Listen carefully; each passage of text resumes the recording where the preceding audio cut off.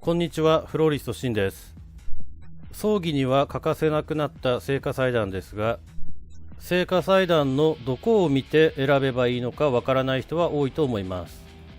今回は聖火祭壇の選び方や聖火祭壇のポイントについて説明していきたいと思います。聖火祭壇を見るときのポイントは大きく分けて2つあります。1つ目は菊を使ったライン、2つ目は色がついている陽花のところです。菊を使ったラインのポイントはメリハリがしっかりしているかどうかです。菊の線がしっかり一本線に見えているかどうかが大事です。この一本線で見えているかのラインはつぼみの菊で作るのはとても難しいです。このぐらい開花している菊を使った方がしっかりとしたラインが引けます。しかも環境にもよりますが、このぐらいまで開花させるには1週間ぐらいかかることもあります。菊のラインがはっきりとしている聖火祭壇は菊の管理もしっかりしていることが多いです。一つ選ぶポイントにしてみてください。また最近では菊とスプレー菊と小菊の3種類を使ってグラデーションを作る聖火祭壇も一般的になってきています。菊が一番密集している真っ白な部分から一番菊が薄くなっているパラパラとなっている部分まで自然な形でぼやけていくのが上手な刺し方と言えます。菊のラインはこの辺を注意して見てもらえるといいと思います。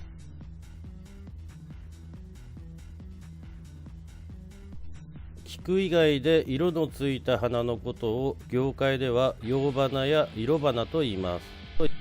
陽花に関してはほとんどが好みの問題になると思います。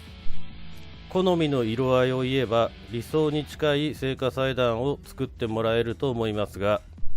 注意点があります。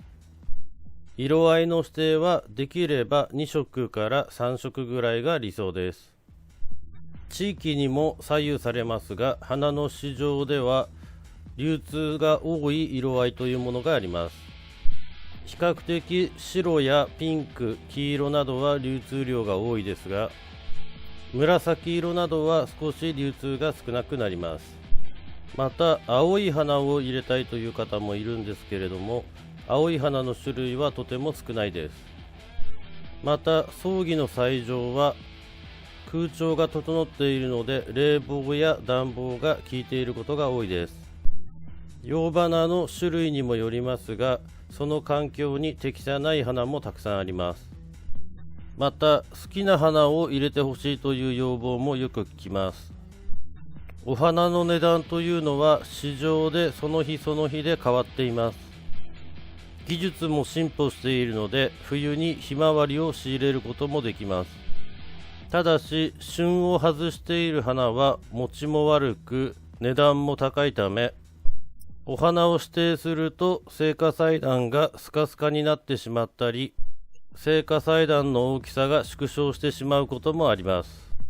葬儀の担当者の方と相談して決めると良いと思います。以上で聖火祭壇の選び方についての説明を終わりにしたいと思います。